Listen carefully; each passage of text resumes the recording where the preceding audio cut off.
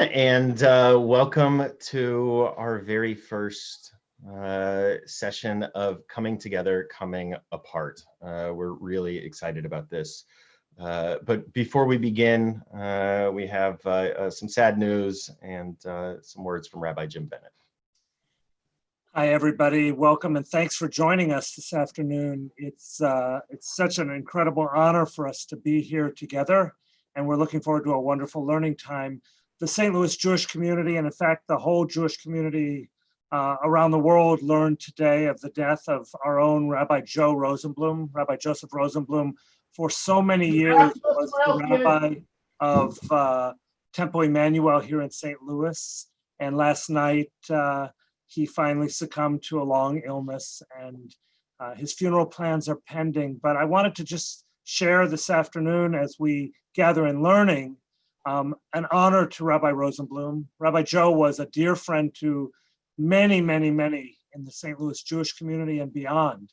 He was a real symbol of what it means to be a presence in the faith community, building relationships with those of us in the Jewish community, the Christian community, the Muslim community, and beyond.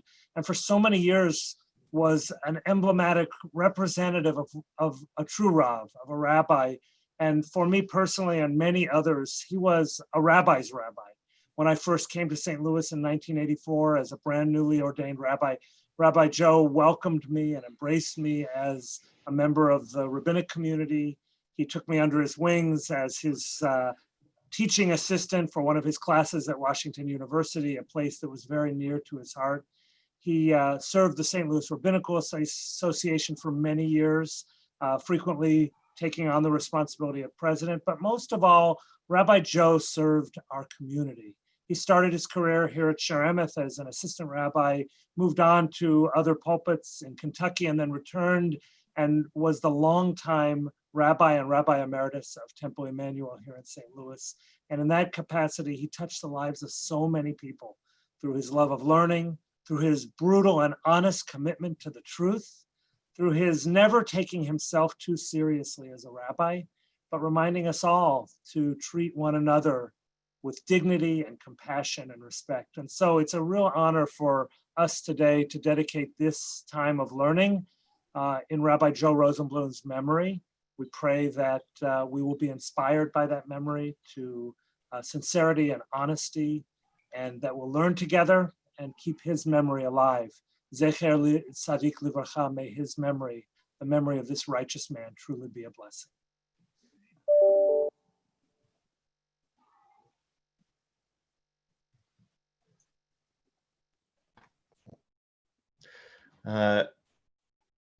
So today will be the first of 4 sessions that we are doing. We welcome everyone who has come today to join in all the sessions. And in fact, the Zoom link that you got should work for every session. So please keep clicking on that every Tuesday in August. This is a discussion that aims to explore the complex features of Jewish peoplehood and the contemporary challenges to Jewish unity. This will not be a political discussion about Israel, but instead a dialogue on what it means to be a member of the Jewish people, some of the core values that animate Jewish peoplehood, and the ways that our relationship to Israel is bolstered or hindered by those values. We're going to alternate each week who in this group is going to be the primary facilitator. I'm Rabbi Daniel Bogard of Central Reform Congregation, and I will be this week. But this will be structured as a dialogue among the 4 of us.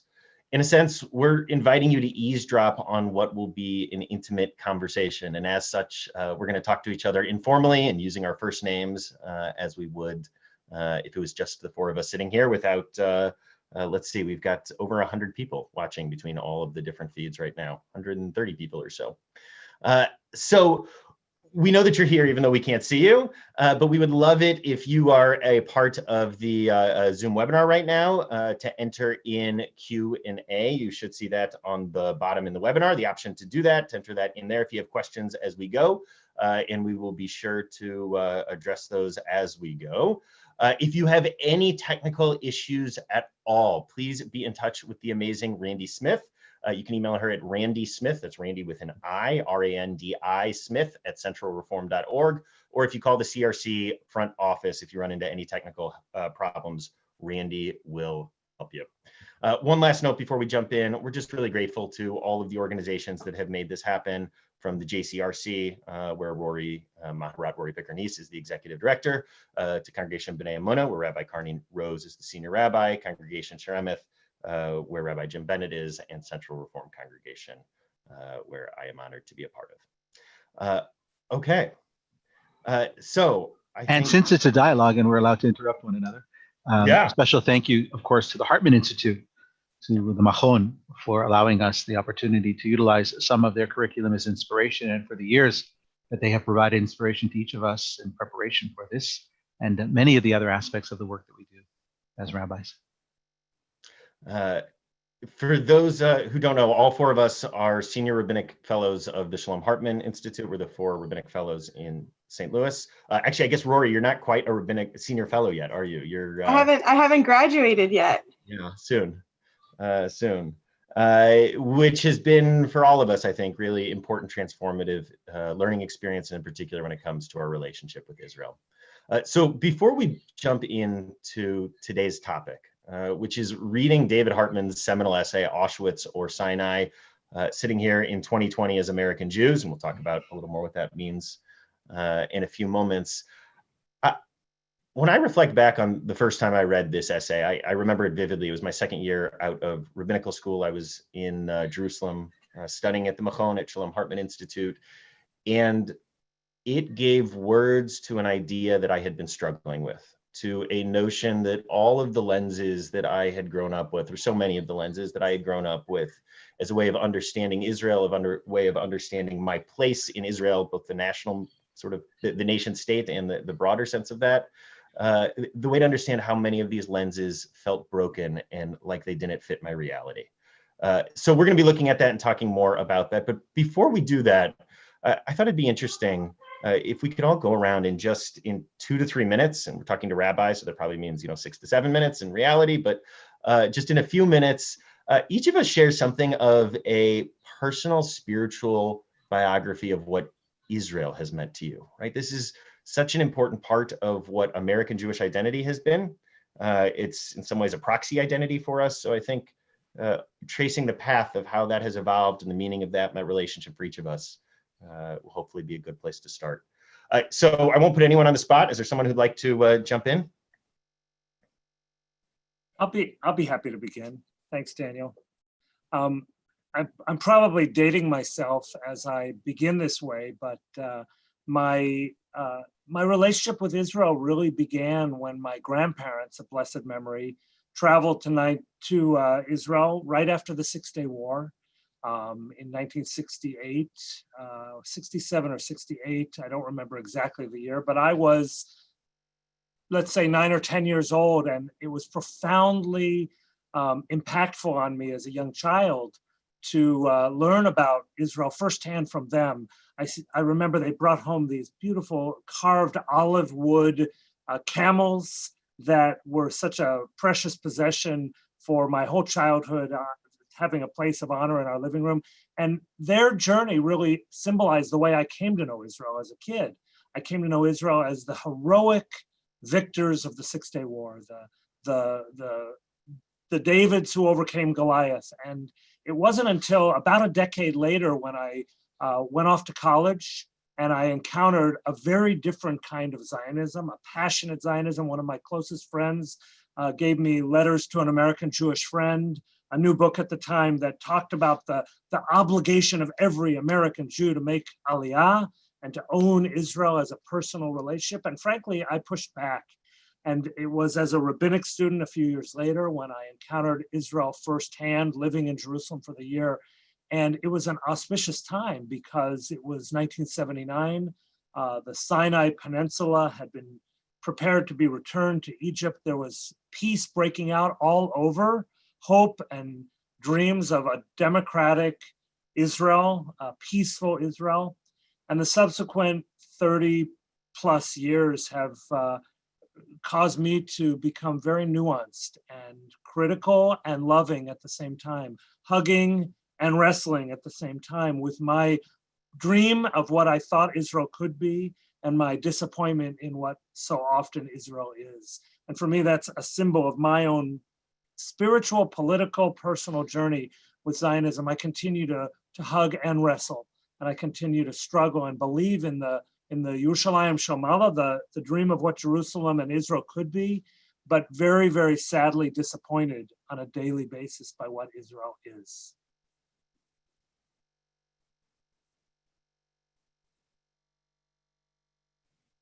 So I'm happy to kind of go from there, because I appreciate, Jim, what you're saying also about the context of kind of the broader context of like timing, because I think it's, first of all, for me, like it's hard to even totally trace my journey, because I feel like Israel was just like always such a part of my narrative, right? Like I grew up in New York, I grew up going to Jewish day school, and so it was just sort of like this given, and we'd have friends who were able to go to Israel, if you were able to, bring something back kind of similarly, right? Just how exciting that was. Although over time it sort of became funny, because in New York it became easier to find all those things. Like it became harder and harder to find something you couldn't get in New York already. But the first time I ever went to Israel was in 2002. So I went to Israel it was during the Second Intifada, and it was in a post 9/11 world. And so for me also, like those were incredibly formative experiences.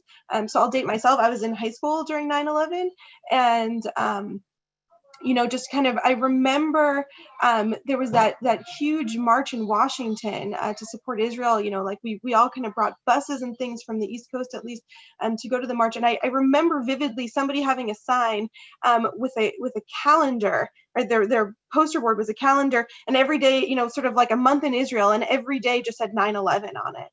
And so that kind of connection of sort of, right, like that in America, we sort of started to understand a little bit of what it was to live in Israel, and very much this narrative of the bravery, right, what it was to live constantly under threat. And when we went in 2002, my brother was studying there at the time. I went with my mother and my aunt, and it was like, that was your heroism, was like going to Sparrows after it was rebuilt, right? Like that was this idea, was how do you stand up to terror, and how do you constantly show your support by showing up, right? I think like that's kind of where I learned all, those things that we kind of do today. I think even in America was very much a part of it.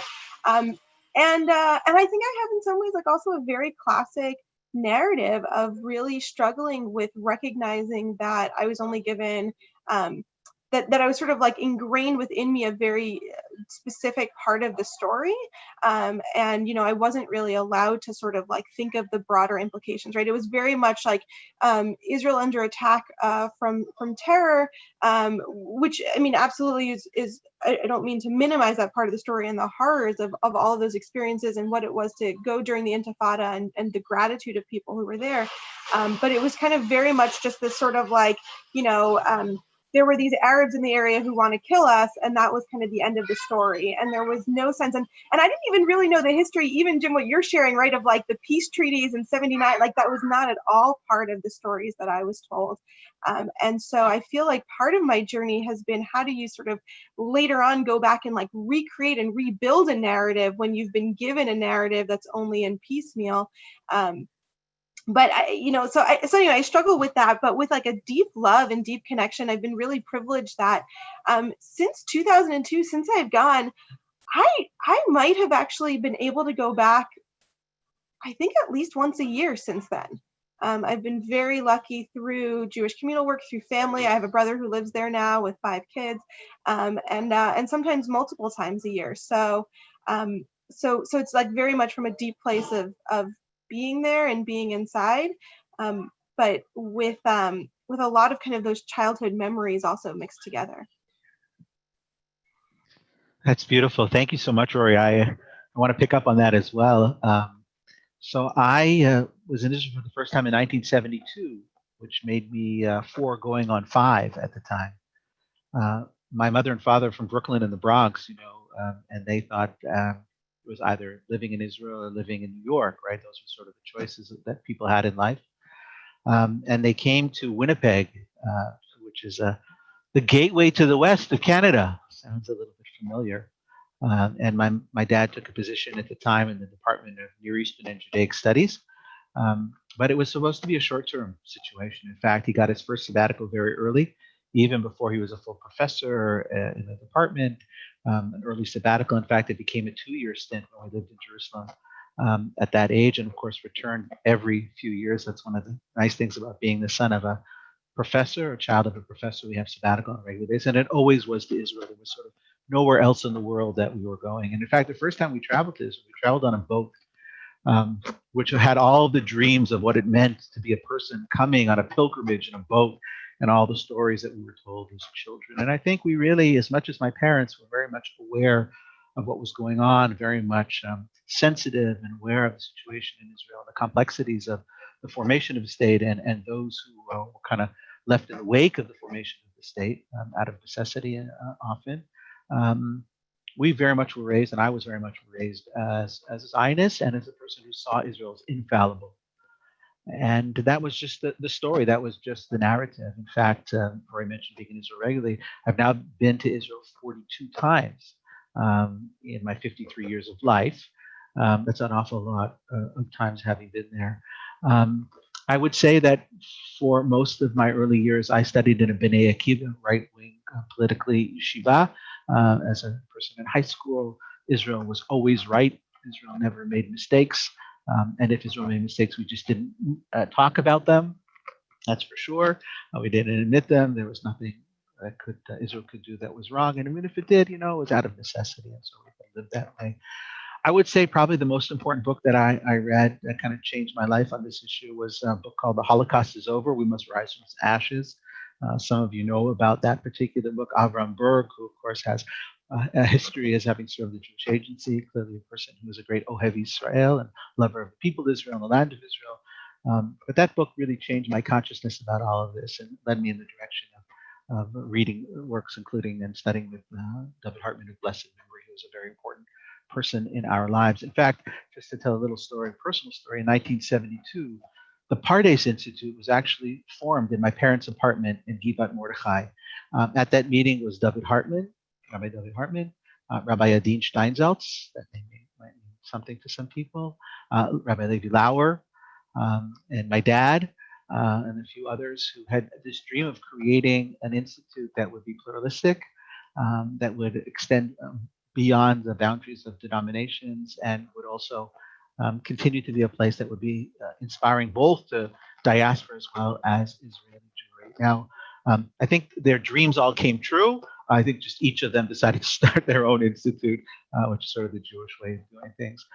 But that was really formative for me. And as much as I had years where I sort of stayed far away from the conversations about anything that Israel could have done wrong, the fact that I had these roots from various folks who were themselves talking about what Israel needs to be, what Israel has to be, what Israel was born to be, was in me. And then reading Berg's book and then continuing my study at the Hartman Institute and other places has really kind of pushed me in the direction of needing to have the conversations that I hope that we're going to have amongst these very talented, gifted, and sensitive colleagues. So thanks for the opportunity.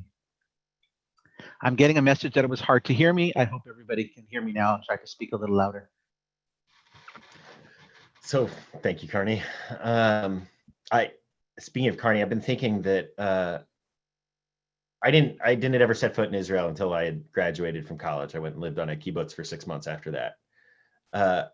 But the closest I got to setting foot in Israel before that was once a year at Camp Ramot Emunah, the camp at Bnei Emunah, which really was, along with growing up at CRC, was the formative Jewish experience of my childhood. Once a year, Bnei Emunah would turn their whole facility into some sort of Israel. And I've been thinking a lot about that because I think my relationship and my early love and my early romanticization of Israel were born at Bnei Emunah, at Ramot Emunah, for good and for complex.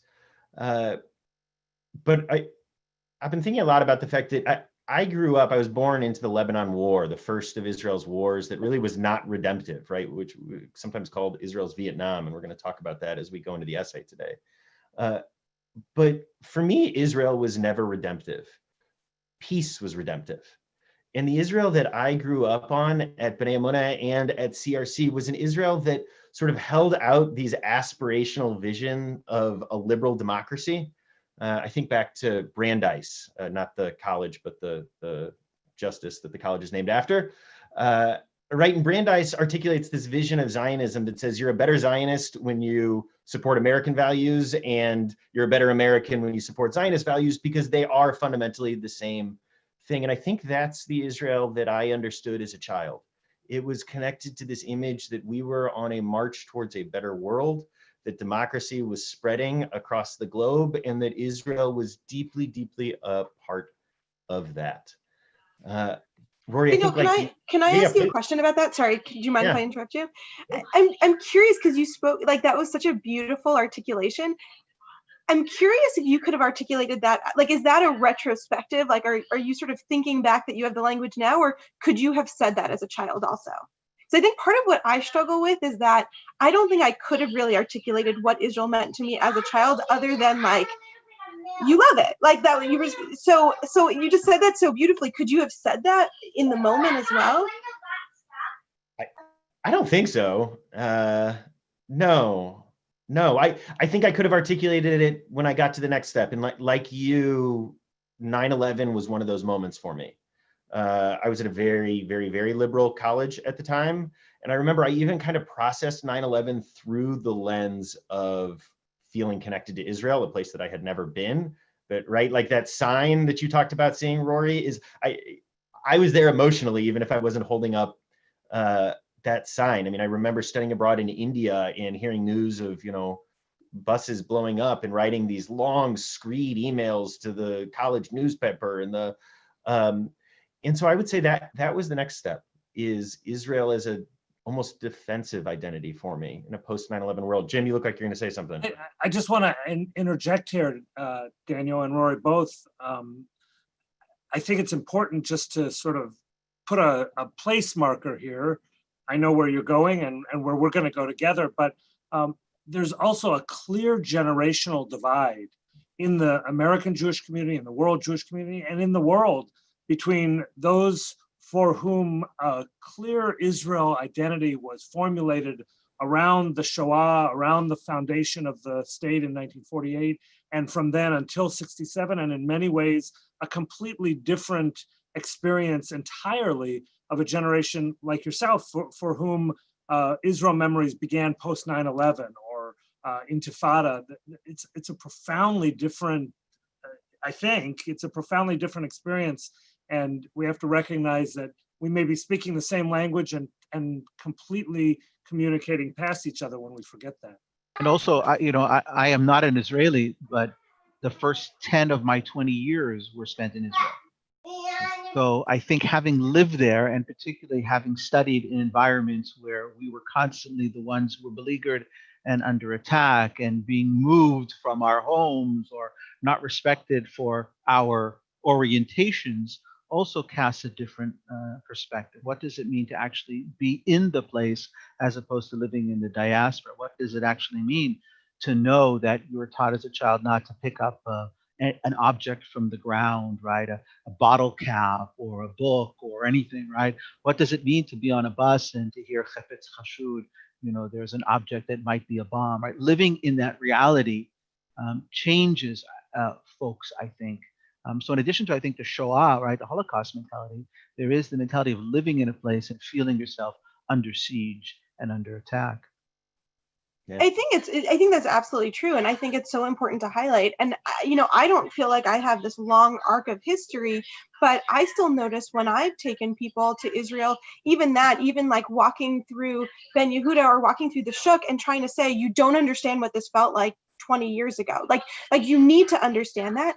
And I also feel like that's kind of part of the struggle, because I know what it is to want to recreate that for someone, and I also know what it is to be the person who hears that narrative and can't, right? For somebody to say to me, you don't know what it was like to be here in 1965, or you don't know what it was like to be here in 1949, whatever year it might be.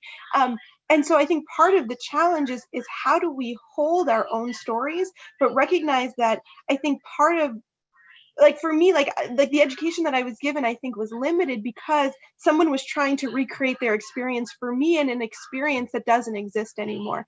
And so I also need to realize, like, the conversation I'm having, I can have a conversation with someone about Israel that says, you don't know what it was like to walk through the shuk during the Intifada. But the reality is that that's not what they see if they go today. And so how do we have a conversation about what it is today that doesn't only cling to our memories or our inherited memories, which I think is what the Jewish people are best at, is inherited memory.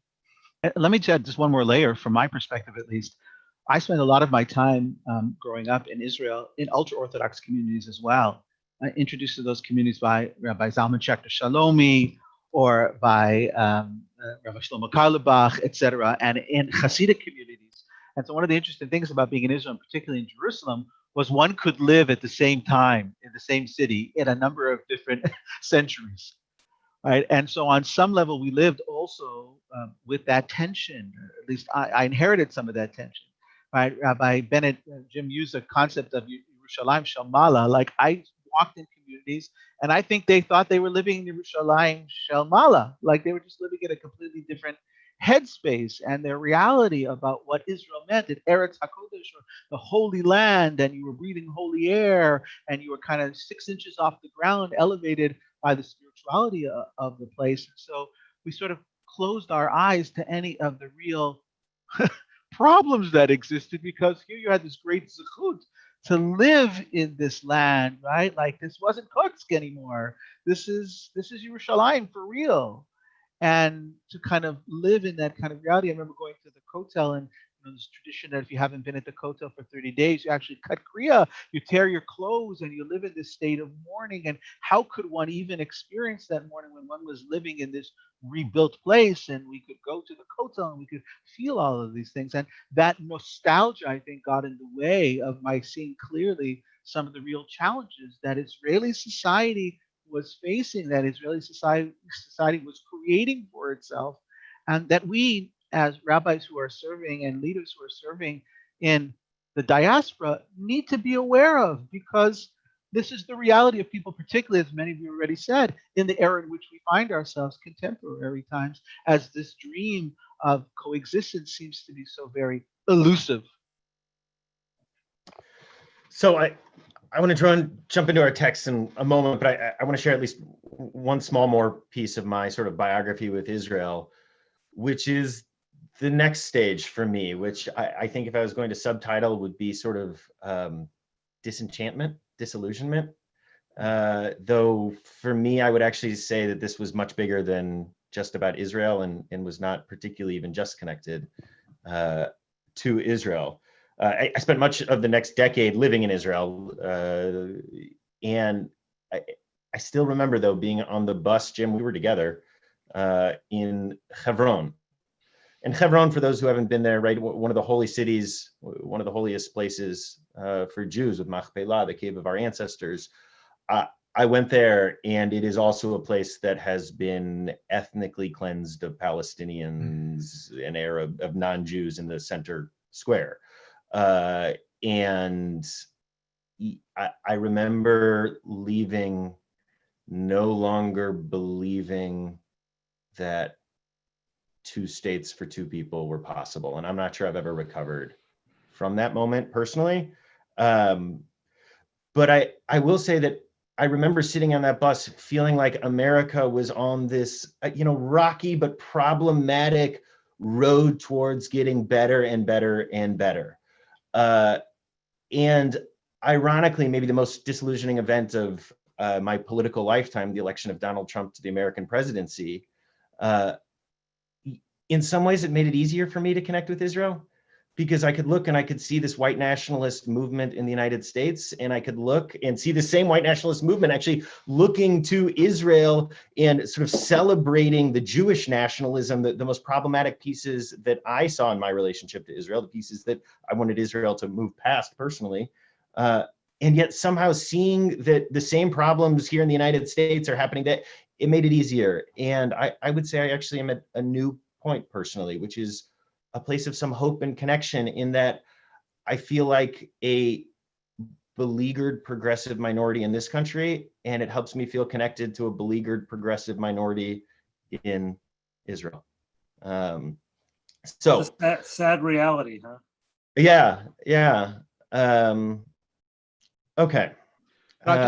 If I could add just one thing, yeah, please. It raised for me this notion, and maybe I think we'll all agree that we know that we have clear mandates from our tradition of how to deal with these kinds of situations. That we know that we're called upon to insert ourselves into these moments in time.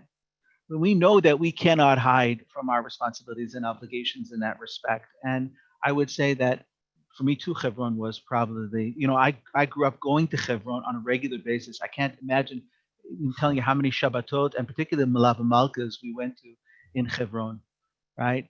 As a kid, but to go back this time and to feel that sense of this connection, knowing that we are morally bound to do something about this, and to feel uncomfortable. And I it was interesting when we were there, I was like almost in tears as we left. I actually came to Hebron. I wasn't with the group that came. I actually came in a bulletproof taxi cab, which couldn't drive more than 50 kilometers an hour, right? So not only were we going slow, right? I mean, we were in a bulletproof vehicle that scared the living daylights out of me, and it made me kind of prepare for what it is that I encountered when we got to Hebron.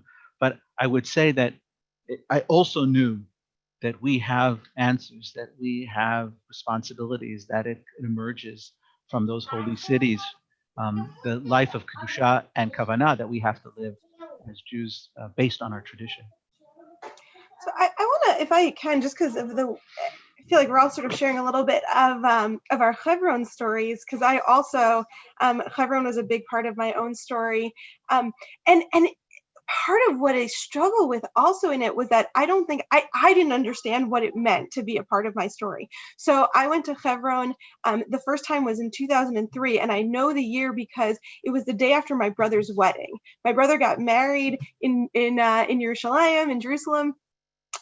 We woke up early the next morning. We stayed over in the hotel. We woke up early the next morning for a bulletproof van to pick us up.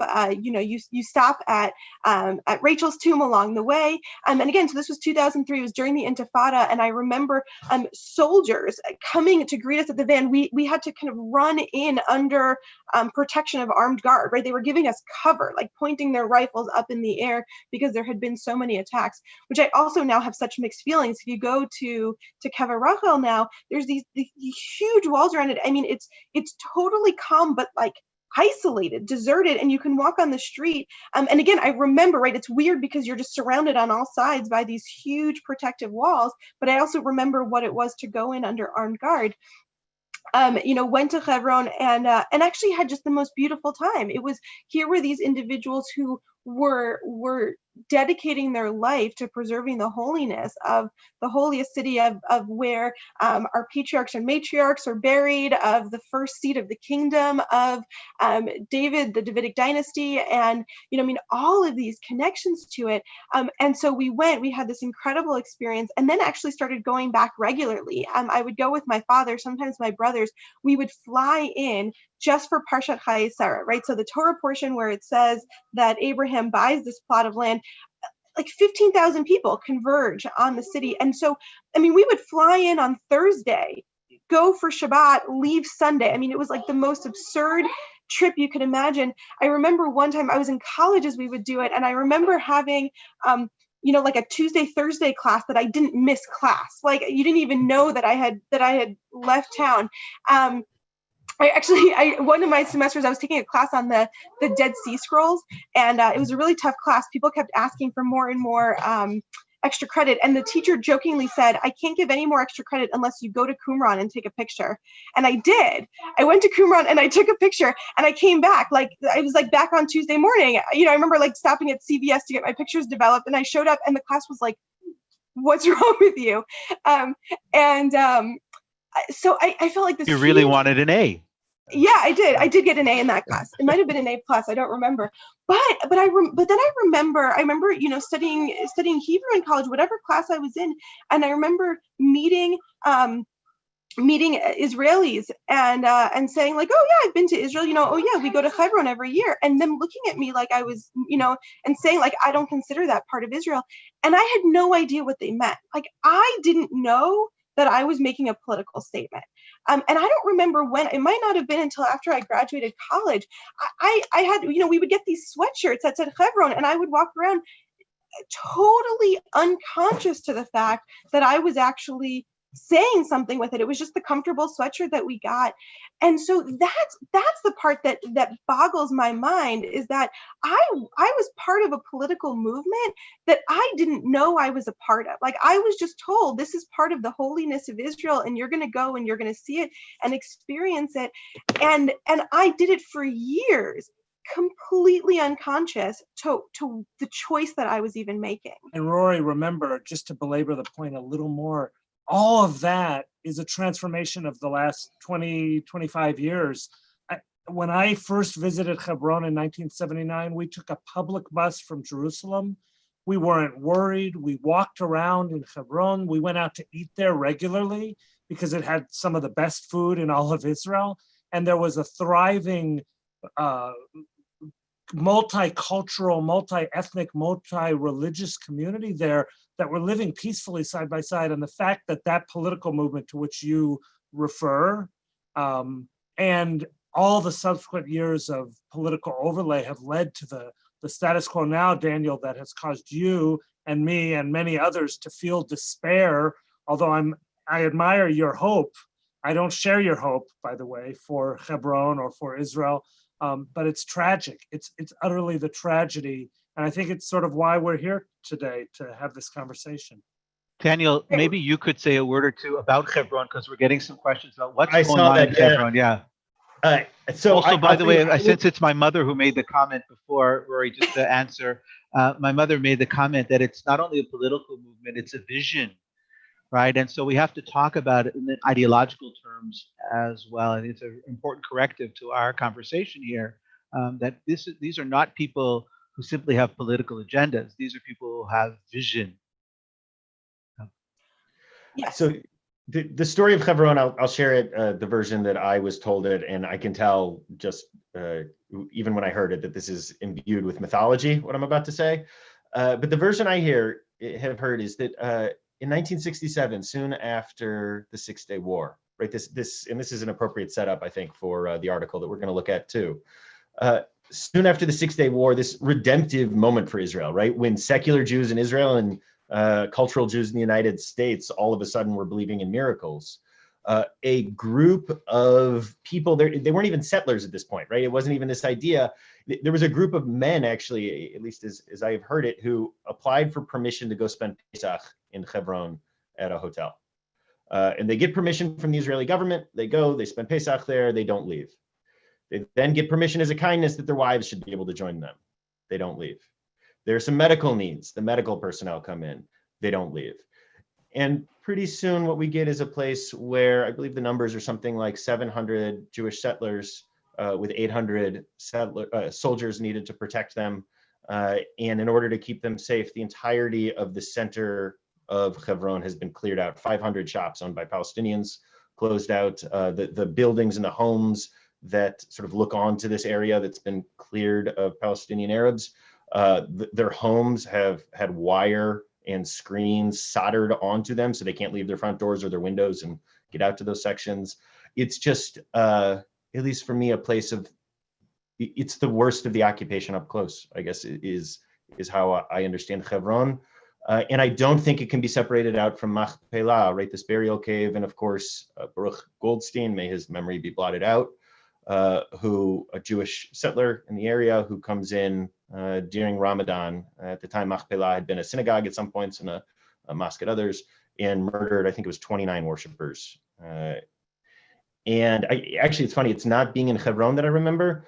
It's talking to the settler who was giving us the guide through Machpelah, a local community member who was sort of one of these people who is stoned on religion, if that makes sense, right? It's what I remember about him. And the person who was leading us around, not him, Jim, I don't know if you were there, he whispered something about Baruch Goldstein and said, why don't you go ahead and ask him, the settler who was leading us around. And we asked him, and we proceeded to get a story of miracles that Baruch Goldstein had worked for him in his own personal life, and talk of how he's so misunderstood and a hero. And that was actually the moment for me. It wasn't seeing Hebron, it was seeing and hearing how Baruch Goldstein was viewed. That it's the moment I'll always remember. So I want to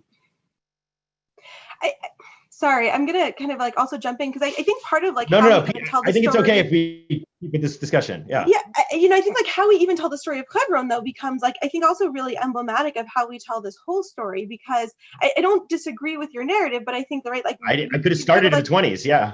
Well, exactly. I was going to say, like, a lot of people who tell the story of Hebron start the story in the 20s, right? So, we have to remember that even before the establishment of the state of Israel, there were Jews that were living in these lands, longstanding communities throughout these lands. And in the 1920s, there was a horrible massacre of the Jewish community that was living in Hebron. Anybody people were killed or managed to escape. But essentially, so the reason why you have in the 60s no Jewish community in Hebron is because of this massacre that had taken place.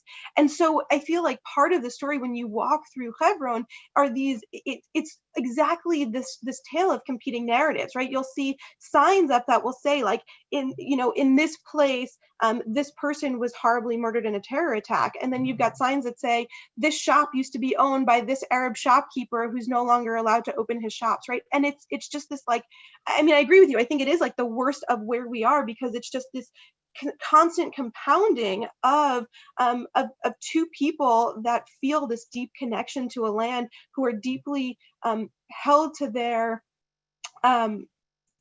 narrative, who then feel the need to constantly sort of preserve that narrative, and along the way like what they do kind of, or what the costs are. And so and then in the name of like protecting people, where shops have been shut down, where streets are no longer allowed to be used, but then you suddenly step into this place that you can find pictures of it as this bustling metropolis of an area, and the center of holiness, that now like you stand there and it's just completely deserted, completely impoverished, barbed wire everywhere, and just stories of just tragedy and horror. And just for the record, all that's true. And for those who are watching on this webinar, we really have to go back a little bit earlier than the 1920s. I think we have to go back to the Torah, to the beginning of Hebron, as Daniel alluded to.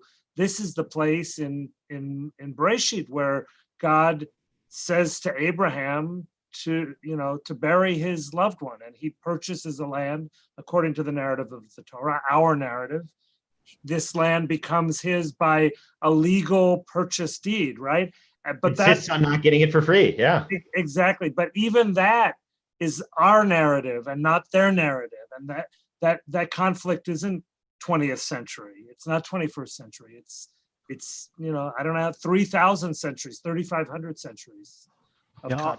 And I'll just add, I was fortunate enough to study with a teacher who actually was in those massacres. He had his leg chopped off in the massacre of 29 in Hebron. And by the way, so he taught the lunch shiur at Rabbi Steinfeld's yeshiva, which was held at a place called Malon Vardi, Malon Vardi was a hotel that had been converted into a yeshiva where we studied. And he told the story in such a way that was so beautiful to me, of optimism and hope that we would find a way for cousins to come together. That despite the fact that he himself had lost a limb, he was still so deeply dedicated to coexistence. So I want to share a little bit of the optimism that Daniel kind of alluded to earlier, which unfortunately Jim doesn't share. Maybe over the course of these weeks we can find a little bit of hope and optimism, that there was a self-awareness from clearly a person who resides on the right wing politically, religiously, but also understood that there had to be a way for us to share this space, which has intrinsic kedusha, not only for us, but for all people. Amen.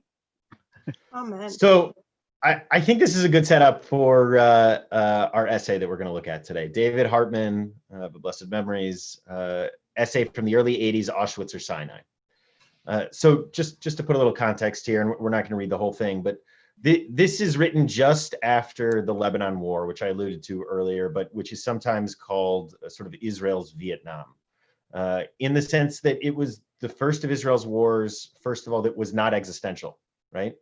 This was not a war for Israel's very survival in the way that the wars prior to it had been.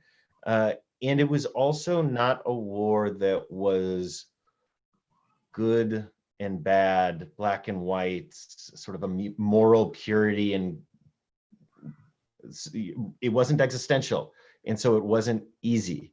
And there's been an incredible amount of work done looking at the disillusionment from this period. There was a great animated film out 5-6 years ago. Does anyone remember this? Bashir, A Waltz with Bashir. Waltz with Bashir, excellent. Which is a great film looking at that. But it is this moment in Israeli society when Israeli discourse is looking at itself and saying, what have we gotten ourselves into for the first time, right? It was the first time really they were able to. And David Hartman comes out with this seminal essay, Auschwitz or Sinai, which holds up these two opposing visions of ways of looking at the Jewish future, really looking at the Jewish present. So we're going to look at some of these texts, but would someone take apart one of these? Someone want to take what Auschwitz means to Hartman or what Sinai means to Hartman here? Maybe start with Auschwitz. And I'm happy to also if. So I think what David Hartman's doing here, I think what he's doing is he's suggesting that Auschwitz is a mindset for him. By the way, later in his life, it's worth knowing, he goes back and one of the real regrets that he has is that he feels like he was a little too flippant in his use of Holocaust imagery. So just a note to have here. But David Hartman is an ethicist. And so when he's talking about Auschwitz, he's talking about the ethical imperatives of Auschwitz. And what he means by that is when you find yourself in a place where the only possible thing to reach for is to just survive, right? In Auschwitz, you can't build the sort of society you want to build. In Auschwitz, you can't, right, move towards democratic norms. The ethic in Auschwitz, the obligation, according to Judaism, would be that we survive. Rabbi Bogard, are we able to share some of the article you said you were going to? Yeah. I'm going to pull up the article. People are asking if they could just. Yeah, I'm seeing. Yeah, I'm going to put it into the chat also. Perfect. Thank you. Great. Yeah. Thank you, Rory. So this is this one image of Auschwitz. The image that he means by Sinai, I think, is an aspirational vision of the way that the world should be. He doesn't mean Sinai as it was, but sort of Sinai as a moment that points towards the future. Because when we receive the Torah at Sinai, we're not living the way that we're supposed to live. We're not living in the sort of society that we're supposed to be. But the problem isn't how we've been. It's instead pointing towards the future and how we are supposed to become. And the ethics of Sinai are much more complicated because they're not about simple survival. And so we're going to dig into some of the pieces here, but to give away the thesis, I think David Hartman's point, and he, by the way, is indicting Israeli society, but when I say this, I actually kind of mean it as an indictment of American Jewish society, that we've gotten our lenses confused. We are living in a golden age right now. I believe it. I believe there's never been maybe 15 years ago or something, but there's never been a better moment in human history to have been born a Jew. And we have such opportunity and we have such power, and we are 3/9 of the Supreme Court, should have been 4/9 of the Supreme Court. We are, right, a huge disproportionate part of the Senate and the business leadership and so on. And we have a country that, for all of its problems and for all of its failings and for all of the risks involved, like Tel Aviv's not going anywhere. And so we live at a moment of Sinai. And yet when we hold on to this existential mentality, when we act like we are living in a moment that is going to be wiped out at any second and the only thing to focus on is survival, I think we get the lenses wrong. And I think we end up serving the wrong kind of Judaism. And I have to say my own personal bias on this is I think one of the reasons for a lot of the disenchantment amongst my generation, amongst Judaism, is I think we were living at a Sinai moment and feeding a Torah of Auschwitz. Okay, I want to put that back for reflection, and then we're going to jump into text. I just wanted to add, you mentioned Tel Aviv. It's interesting. in all of the trips that I took prior to sort of what I'll call my consciousness that there is a non-mythological Israel, we never visited Tel Aviv. Isn't that interesting? That you go to Israel and you don't go to Tel Aviv.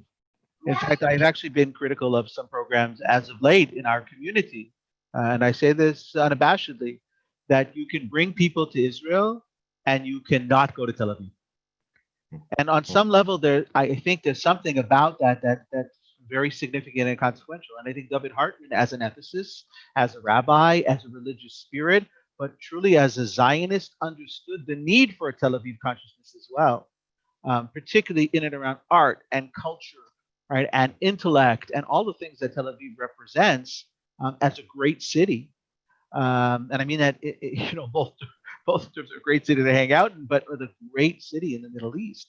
I think that's a very important part of this consciousness as well. But I think not shared with us for fear, or not programmed for us for fear that it would take us in a very different direction and away from the Kedushat Haaretz, right, the holiness of the land, as the only rationale for having a state.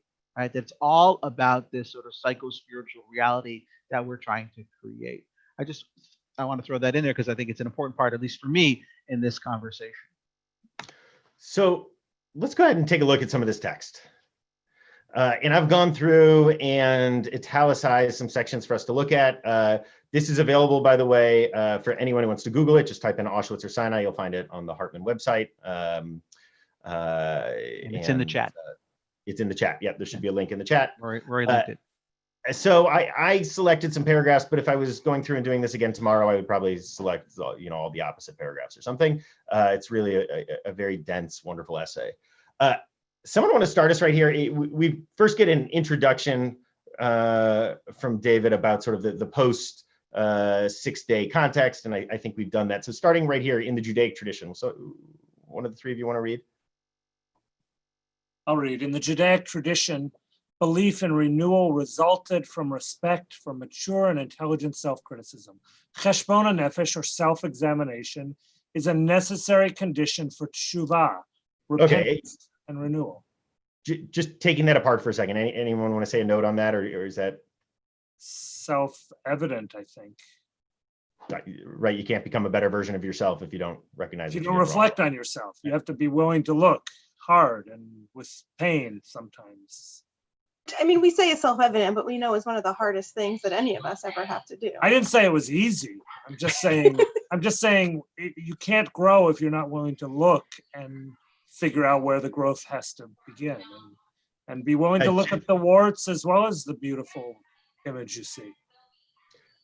Jim, will you finish this paragraph for us? Honesty to oneself and to others is a precondition for authentic human growth and creativity. Self-praise and adulation are deceptive and lead to moral sloppiness and to reveling in the status quo. Breakthroughs in the human spirit are facilitated by the courage to admit to moral failures. I can't, by the way, help but think about the news every single day in this country. You know what I can't help think about, if you mentioned the word warts, I don't remember the story about Cromwell. They were doing a portrait of Cromwell, right? And he said to me, be honest, paint me warts and all, just don't paint only the warts. Like, I think one of the complications here, and I remember David Hartman sitting at his apartment, by the time we got to Israel for Hartman, I don't know what it was like for fellows who followed me. Rabbi Hartman was not in good physical shape. Though he made his apartment available to some of us to come visit him, ostensibly as Bikur Cholim, as coming to fulfill the mitzvah of visiting those who were in need of a visit. But I think we gained much more from the visits than he gained. But he was very clear to remind us that, we could spend our whole time looking only at the warts. And that we have to continue to think about both. And that the juxtaposition, of course, is what creates the balance, right? That we have to be able to see from time to time that there are these grand, significant shifts, and being Pollyanna about in one direction or the other is what creates, I think, for us the danger. And it's interesting. I think plus or minus, we all would agree with that, right? Some of us would like to spend a little more time wrestling, and some of us would like to spend a little more time hugging. But I think that's going to, for us, at least for me, for my family, for us as a family, this has been the greatest challenge, but not one that we should shrink from. And I think that's what Cheshbon HaNefesh is, right? Cheshbon HaNefesh is not talking about the stuff that's good about you. Stuff that's bad about you is the stuff that he's working on. You have to continue to cultivate your goodness, but what you need to really work on is the stuff that you aren't good at yet. And that, I think, is very difficult. And it's something I think worthy for this discussion as well. I so appreciate your framing of that. And I think so much, I know in my own experience, we get so reactionary, right? So if all somebody is doing is being critical, then I feel pulled to, no, it's not all like that, right? But if all someone is doing is praise, that's when I feel like, right? And so what ends up happening, though, is that we all kind of get painted with these paintbrushes, because all we're doing is, we're sort of kind of moving the pendulum in either direction, and we keep shifting to these extremes because we don't have this narrative of this balance, I feel like, broadly speaking, as much within our Jewish community. And I find what I also find to be so interesting, and I'm curious also some of your reflections, because I just know for myself, I was actually having this conversation with someone just recently about, even in speaking from the pulpit and giving a sermon, I found sometimes the most powerful talks that I could give were ones where I could be vulnerable, when I could admit something I was struggling with, something that was incredibly hard. And I was talking to some colleagues about it.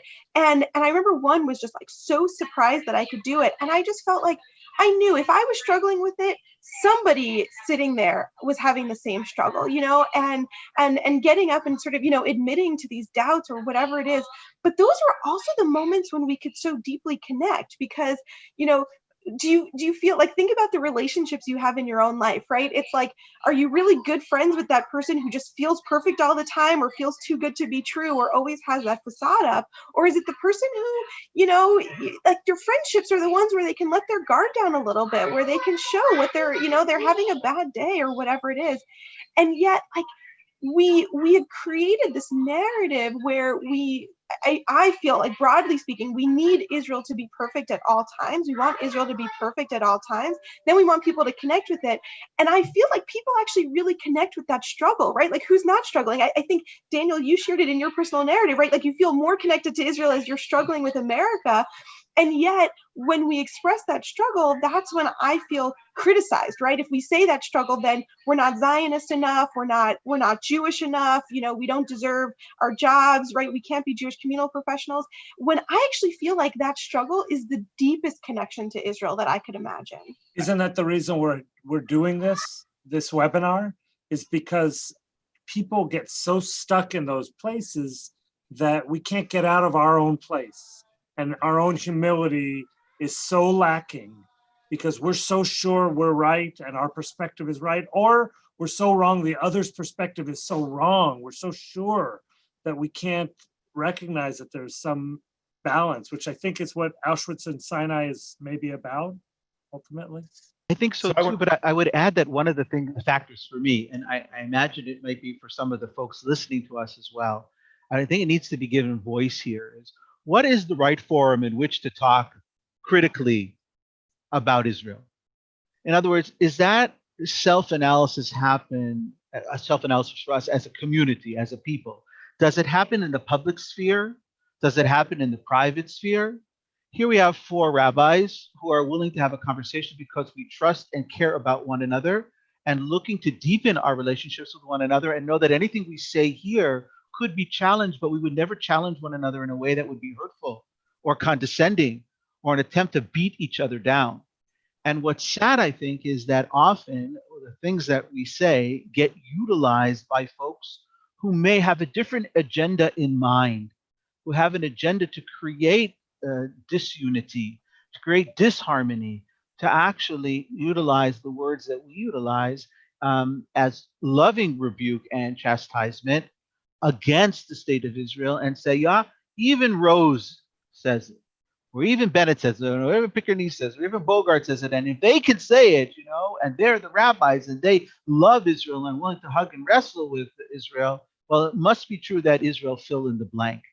And many in our community want to say to us, silence that voice, because if you say it publicly, it means that it's true, and it gives our enemies ammunition to shoot at us and to shoot at Israel.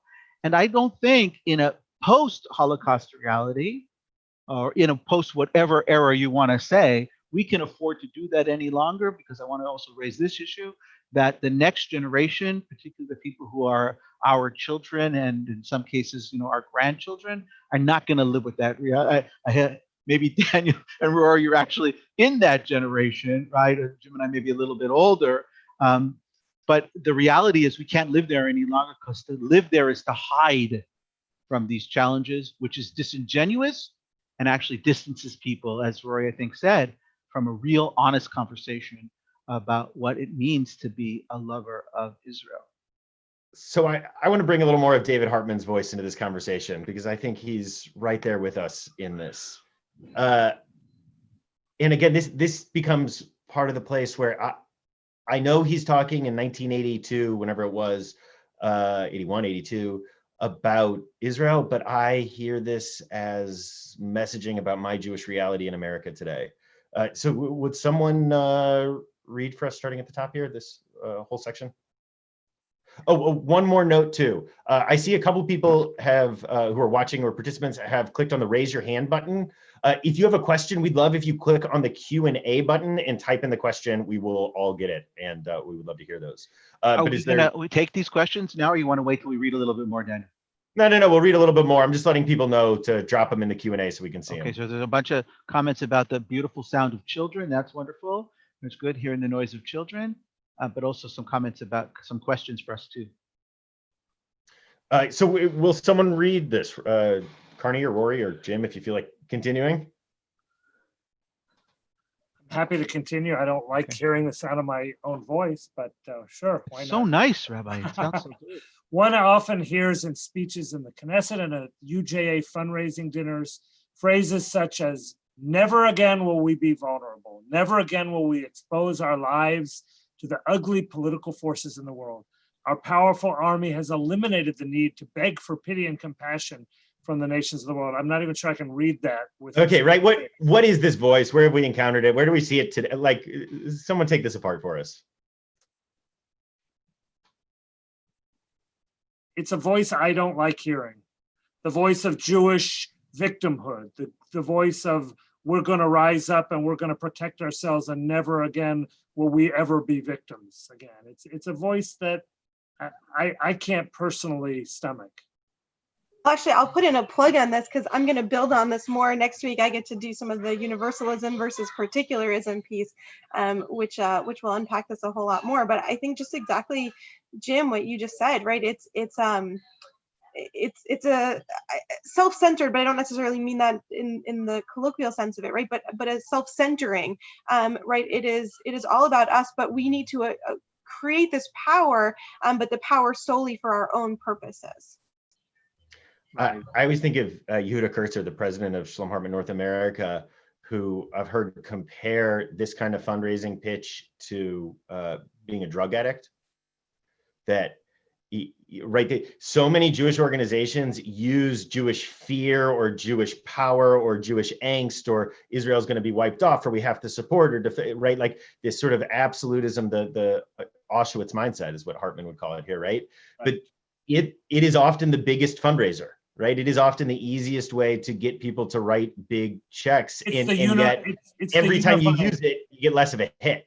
Right, it's the unifying force because it's the easy, least common denominator, but it's one that is completely hollow and shallow and morally intolerable.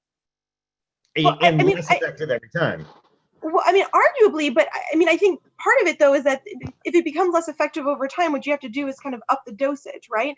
And not just the dosage, though, of the pitch, but you have to actually up the dosage of the need. And so I have really questioned, like, what is it that we have created a Jewish industry around combating anti-Semitism that in many ways is actually deeply invested in the presence of anti-Semitism, right? Like, we need that. And so we need to sort of lift up. I mean, I think we're feeling it. I'm feeling it just in recent weeks. Like, people who are on the fringes, who are making ridiculous comments that frankly we should be condemning but completely ignoring, that are being retweeted and shared by some of our biggest institutions, who are perpetuating the anti-Semitism more because we need that to then fundraise off of that. But to be fair, I agree, Rory. But to be fair, I do think, and a couple of comments have chatted to this effect, it would be a mistake to say this is the UJA or the JFNA standard line. This is not. It's often heard among a certain population, a certain segment of the Jewish community, who utilize anti-Semitism or Jewish powerlessness as a justification for Israel. But I want to be careful that we don't imply that that's all we're hearing. The UJA, JFNA, all these organizations have done wonderful work with a vision of a greater and more moral and ethical vision for Israel as well. It's just one of the easy, as Daniel said, it's one of the traditional go-to successful pitches, right? You know, one of the comments that's being made here in this chat, if it's okay, it's by Galia. She says, it's not a choice. We live in a bad neighborhood, right? We live in the Middle East. We wish it wasn't that way, but it is the reality here. And I think that's an ongoing trope that many of us have heard. And Galia and I have had this conversation before, and I'll just say it again. Just because we're faced with people who are acting poorly does not mean we have to act poorly. In fact, it's exactly at this moment in time where we need to step forward with moral audacity, right, and real courage, and to say, yes, it may be that this is true, but it doesn't give us license to act in that way as well. We are not going to be drawn into the schmutz with you. We need to transcend, because that exactly is what Kedusha asks us to do. Our kavanot, our intentionalities are to raise up, not to bring people down into the books, into the mud, but rather to raise it to a different level of discourse, and to continue the aspiration for living the way in which our Torah, I think, wants us to live. And for me, that's very, very significant. And again, goes back here to the Sinai modality. It is not going down, it is going up. It is not about destruction, it's about building. It's not about only looking at death, it's about looking at what can be born. And I think that's a refocus that we need. And I think Rabbi Hartman brings us in that direction as well. Lots of chats here. Wow. So, Jim, will you read these two paragraphs quickly at the top to close out our Auschwitz section? Because I think David says it pretty beautifully here. Our bodies have painfully tasted man's indifference and inhumanity to his fellow man. We have witnessed in our own flesh the moral evil present in human society, but this should not tempt us to become morally arrogant. Our suffering should not lead us to self-righteous postures, but to an increased sensitivity about all human suffering. Nonetheless, there are individuals obsessed with the trauma of the Holocaust who proclaim that no one can judge the Jewish people. No nation has the right to call us to moral judgment. We need not take the moral criticism of the world seriously, because the uniqueness of our suffering places us above the moral judgment of an immoral world. Whew. Okay. I feel like that was saying what we said, but better. But if anyone has any follow-up points here, right? This is David's That's Auschwitz. a tough competition against David Hartman. And by the way, we're reading Hartman. Can you imagine, for those of us who heard him speak? Yeah, what let's it would have been like. Read the next paragraph, though, also, because I think it's important to temper what he just wrote, right? Those who make such statements judge others, right, Daniel? I don't want to jump on your where you're going, but refuse to be judged. In so doing, a basic Judaic principle is violated. No one may judge if he refuses to be judged himself. That links back to the opening paragraph we read about reflection, right? So, the piece that I think David is hinting at here, and it gets fleshed out more in later parts of the Machon, are the ways that, right, when he says Auschwitz, it's interesting because he's talking about the lenses that are lenses of existential crisis, right? And we've got all sorts of lenses of existential crisis around Israel and the American Jewish community on the left and on the right, right? You gotta absolutely support the Israeli government because of Iran, or you absolutely, we have to get out of the settlements immediately. It's going to destroy Israel, demographic reality, right? We have all of these lenses, that are existential crises lenses. But what David gets at here, which I think is really powerful, is I think he's also saying that fundamentally there's not really a difference between lenses of existential crisis and lenses of redemption, right? The redemptive lenses are the same, or the other side of that same coin for him, right? The lens that says that Israel is perfect and has to be perfect is intimately connected to the lens that comes from a post-Holocaust era, right? We can't separate out these two things, I think is his point here. Thoughts on that? I love that framing, that really, we all need to step back from surety that our lens is right, but that the lenses are, kind of like when you go to the ophthalmologist and they say this or this is better than this. You require both of these lenses in balance with one another.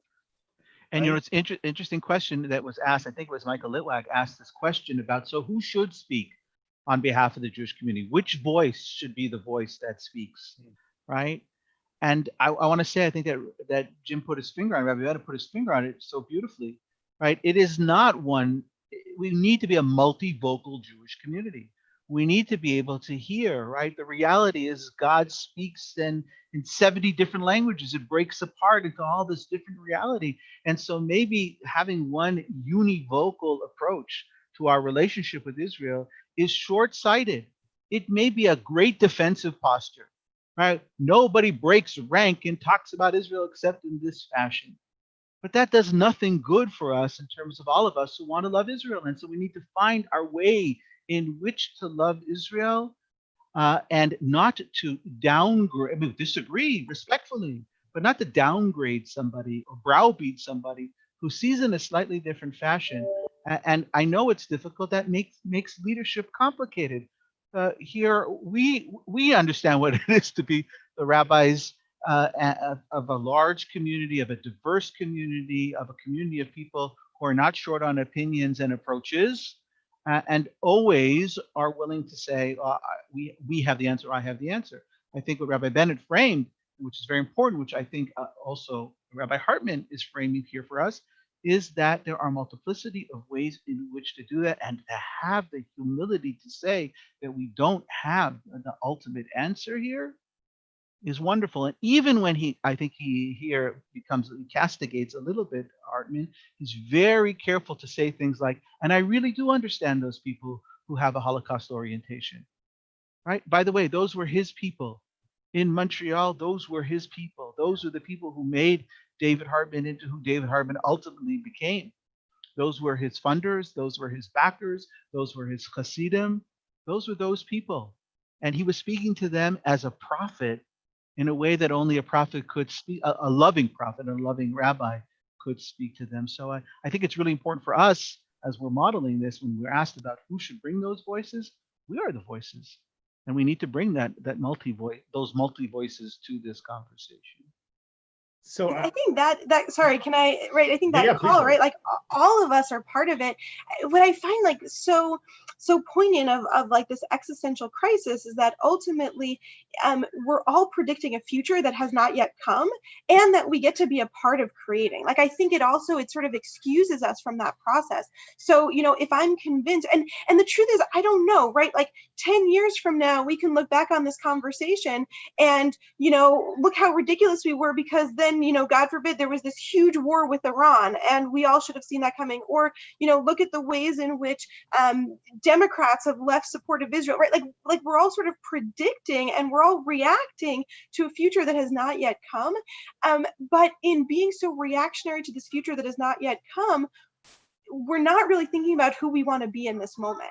And that's, I think, a call for all of us. Like, I don't think that's just on the role of community leadership. I think all of us who are part of this leadership know that at the end of the day, our communities we hope we have some role in shaping the communities, but our communities are the totality of the people who are part of it.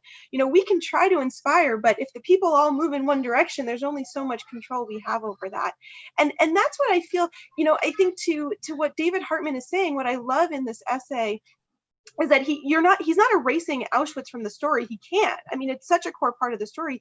He's not saying we need to ignore that part of the story. I think he's saying where do we start the story, or what's the driving narrative, right? That's, I feel like, what even we said before, right? Like, how do we tell the story of Hebron, right? What is you were all saying, what's the lens that we look through? If you look through with an Auschwitz lens, you can't, Sinai is still a part of it, and vice versa. If you have a Sinai lens, Auschwitz is still a part of it. It's all who we are, but it's going to shape how we're viewing the world. But I'm so struck by, I feel like I keep saying this to my kids. Some of my kids, like, they get so worried, like, they start crying because, like, I think that I just messed this up for the future. And I keep saying to them, like, you're so worried about what's going to happen. You're not actually living in what's happening right now. And that's sort of my fear for the community. It's, who have we become in this fight for a future for Israel? I don't know that I've always liked who we have been in the moment. So this next paragraph, I'm just going to go ahead and read it off the paper I have here for a second. If you don't jump in, Daniel, we'll never hear David Hartman. Exactly. There we go. The rebirth of Israel can be viewed as a return to the fullness of the... Nope, that's not the one I wanted to read. Sorry. Where'd you go? Okay, I am going to share my screen. Sorry, I have it pulled up on the screen rather than my paper.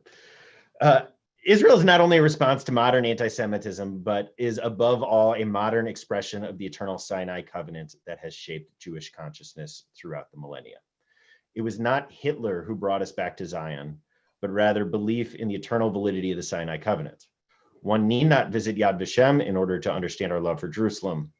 It is dangerous to our growth as a healthy people if the memory of Auschwitz becomes a substitute for Sinai. I will tell you, he's talking about Israel clearly, and this applies deeply to Israel. To me, this is also an indictment of what I see as the American Jewish identity industry, truthfully, where Jewish identity and the preservation of Jewish identity has actually become our goal, as opposed to living Jewishly, repairing the world, doing the work we're here to do, right? Instead of pointing towards Sinai, we're focusing on making sure that the next generation thinks of themselves as Jewish. Especially when it's grounded and rooted in fear and anti-Semitism. When it's, my Jewish education began with Night and Fog, those horrible film footages from the French filmmakers who went into Auschwitz. And I was told throughout my childhood that we needed to be Jewish and have a Jewish identity to keep this from happening again. You're exactly right, Daniel. And we have to have a Judaism that is bigger and broader and more visionary than that. And that's what I see Hartman saying when he says, go back to the Sinai vision. It's about a bigger vision than just your own survival. Yep. Okay. Of course, nothing survives without joy. Exactly. Right? Nothing survives without joy. Who is going to want to participate in a religious tradition that's always achenve? Yeah. I mean, like that I think is the key here. Who wants to participate? And by the way, I don't think only that we're speaking to a North American reality here. Hartman was not speaking to a North American reality here. I think he was surely speaking to an Israeli reality as well. For many Israelis, never again. It's never again. We can't allow another Shoah. If we don't have a place in the world, a foothold in the world, we are gone. It'll be another Shoah. I think he's really very much speaking to an Israeli population of people. Right, and that's why we can treat the Palestinians the way we treat them, because we have to protect our own survival, right? That's ultimately the moral value that's conveyed. And that's why Netanyahu keeps getting reelected. Right, and this is one of the sort of cliches when you show up at Hartman, along with maybe the Oven of Achnai, but the idea that when North American Jews say never again, we tend to mean never again will we let this happen to anyone in the world. And when Israeli Jews say never again, they tend to, right, none of these are binaries, but when Israeli Jews say it, they tend to mean never again will we let this happen to the Jewish people. And at least for me, I think there's real danger in holding one of those two without the other one.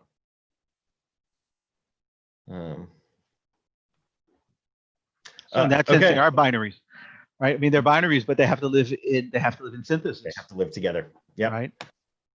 Okay, let's close out this essay right here. Someone want to read for us? These last. Where are you now? Sinai requires. One of you read. Sinai requires of the Jew that she believe in the possibility of integrating the moral seriousness of the prophet with the realism and political judgment of the statesman or woman. Okay, what does he mean there? What is, that's a big sentence, and I think he means something big by it.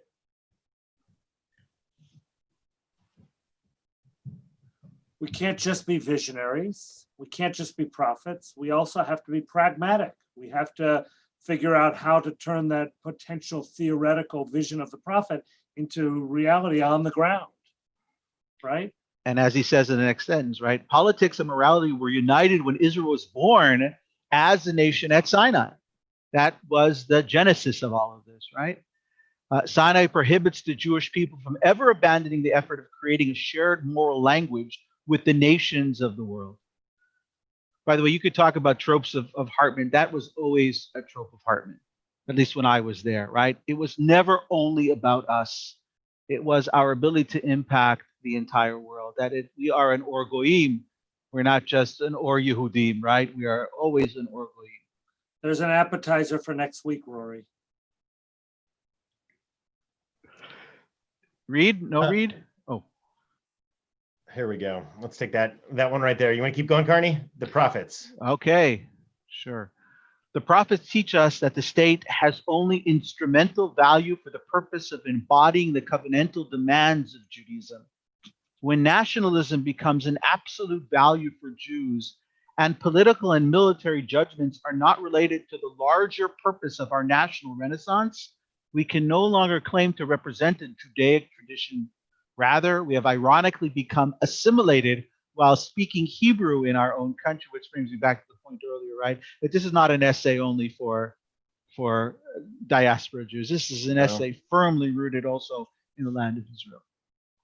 Yeah. That paragraph just gets me so deeply, because like, what does it mean to have, and I think also sort of the balance, and this is something, I mean, I think Yehuda Kurtzer also, I've heard kind of like him having this tension, and along with some other of the Hartman scholars, of like, you know, like, what is it we aspire to with Israel? And in some ways, like, we aspire to be exceptional, right? As Jews, we want to be exceptional, but also we want to be normal. And part of being normal is like screwing up like every other nation does, right? Like, we have politicians that are corrupt, and we're gonna, you know, mess things up a lot, right? Like, isn't that, but like, what is it, right? So like we can speak Hebrew, but we can actually be just like everybody else. Just we do it in Hebrew instead of doing it in English, like America For better does. or for worse, right? For better or for worse.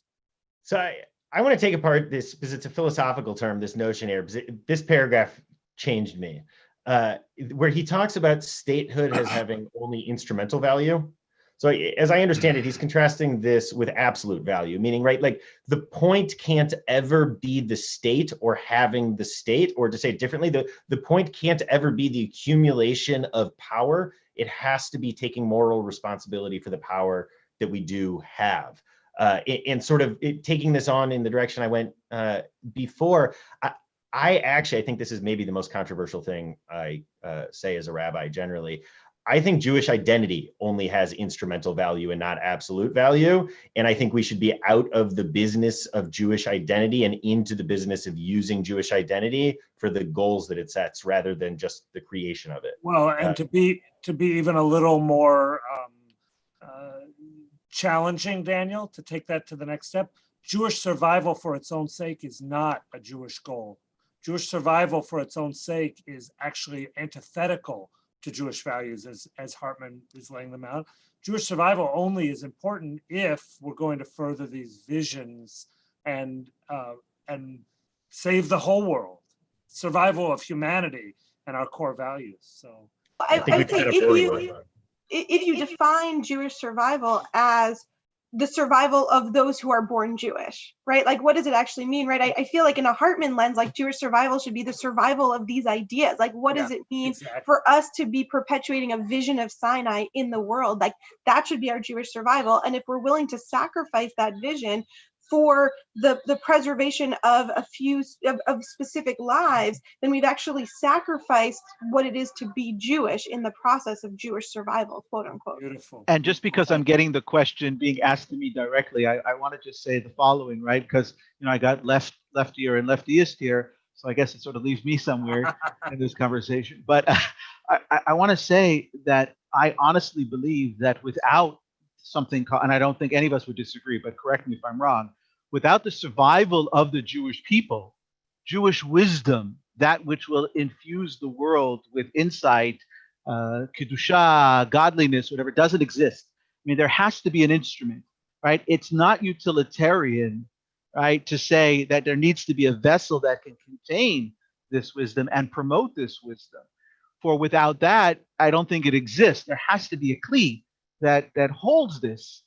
And I think we have to see ourselves in that light, right? But we have to also not see ourselves in the position of we're holding on, right? That famous essay about to hold with open arms, when there needs to be this semi-permeable membrane, right, that we have that allows for things to come in and out based on tzorchei sha'ah, the needs of a particular moment in time. And this moment in time, I think, calls upon Jewish wisdom to be utilized maybe more so than ever in the past, but not Jewish wisdom as understood through the lens of Holocaust, of destruction, but rather through the lens of Sinai, that which helps us aspire to the transcendent, to the highest and the holiest. So I think the flaw is if we think we have to choose one over the other, right? Like that's, I think, like, I feel like we in our narrative sometimes get pushed. Like if you say one, then you're not saying the other, right? Like that is as if to say that we should be preserving Jewish values is to say we're willing to sacrifice a Jewish people or a Jewish state or Jewish life. When I don't think like the whole point is how can we actually do all of it, right? What does it mean to have a Jewish people and a Jewish state that lives out Jewish values? Like that, I think that's what I'm hearing us talking about aspiring to. And it's that when we choose one or the other, we've actually lost everything. Right. There's somebody who asked this question about why are we extolling all the time the technological advances and medical advances of the state of Israel, right? Well, first of all, those are wonderful things. I just want to say that outright. It's wonderful to hear about Israel working on cancer and the survival of humanity and providing to third world countries. Also, things make us very, very proud. I think they can become a substitute for what it is to live at the highest level of what we are intended to be. As charged by our Creator, all of us. And we are an instrument of the divine in that sense. And so I think it becomes a shallow replacement, those kinds of moments of accolade, for the deepest expression of who we are and what we're all about. So I want to make sure to answer that question because it was asked here. And I think it's a very important one. And I'm as guilty, I think, as anybody else, but only guilty in the positive sense. I put those things in our synagogue bulletin. I want people to know about all the great successes of the state of Israel, but I don't want to hide from the words. I don't want to hide from the moments when we've missed the mark and we have serious tshuva to do. You know, for at least for us, you know, we're thinking in the 7 weeks from now, we are really on Rosh Hashanah. So for me, at least, this is a very, very important conversation, and I feel so enlightened by the rabbis who've been teaching here today and sharing their thoughts. And I'm walking away so excited that an hour and a half just disappeared, right? And we're supposed to be ending soon. And don't worry, we're meeting next week. So we're going to go ahead and wrap up. Jim or Rory, do either of you have a final word you want to throw in before? I would just echo what Carnie said, that this is an incredibly important and wonderful beginning. I'm so grateful that so many people joined us today, and I hope they'll continue to join us for the next few weeks as we dig deeper and deeper into these issues. And I think we're learning as much as I hope you all are learning. So thank you. I'm just going to echo also my gratitude to all of you for participating in this conversation and to all the people who signed on. And I think just a reminder, all of us are part of this conversation. This isn't going to be a vote at a board meeting for any one of our synagogues or institutions. I think what we're really talking about is a broad narrative of where do we want to go as a Jewish people. And I think, I'm grateful that we have the chance to wrestle with it, because I think part of what makes it scary for people to have these conversations is a fear that admitting to these vulnerabilities will somehow get you publicly criticized or pushed out of spaces. And so I just really want to affirm that part of our goal of doing this publicly is admitting where there's a lot we don't know, but I think it's also really in trying to validate that we can ask these questions and we can have these doubts, and that's going to be the responsibility of all of us to participate in that. Somebody put in the chat here, Elu ve'elu, these and these, but they didn't quote the end of that, which is Divrei Elohim Chaim. These are the words of the living God. That's the God that's living, that's growing, that's evolving, and that's us. And so I want to just thank my colleagues, because in this hour and a half, first of all, I've gotten to know them more deeply than maybe in many, many, many years because of their vulnerability, their openness. I appreciate that language, Rori, that you utilized, right? The ability to change is being open to the possibility. But I feel like I've been edified and filled and provided chizuk, strengthening in the work that we need to do. And I think we need to come together like this far more often because we need each other so desperately. Amen, amen. So I will wrap just by saying it's been an honor to speak with the three of you. As always, a treat, a pleasure. And we will be back next week, Tuesday at 1 o'clock, every Tuesday in August at 1 o'clock. Maharat Rori Neiss, Executive Director of the JCRC, is going to be leading our session on universalism and particularism. Is that right? So yep. 1 o'clock next Tuesday. If you missed part of today, it is recorded. I saw lots of questions about that. You can find it on Sheremeth or Central Reform or the JCRC Facebook page. You can find it on the CRC YouTube, Rabbi Rose's personal Facebook page. And next week, we'll make sure that it goes out to B'nai Emunah's as well. So thank you, everyone. Stay safe. Stay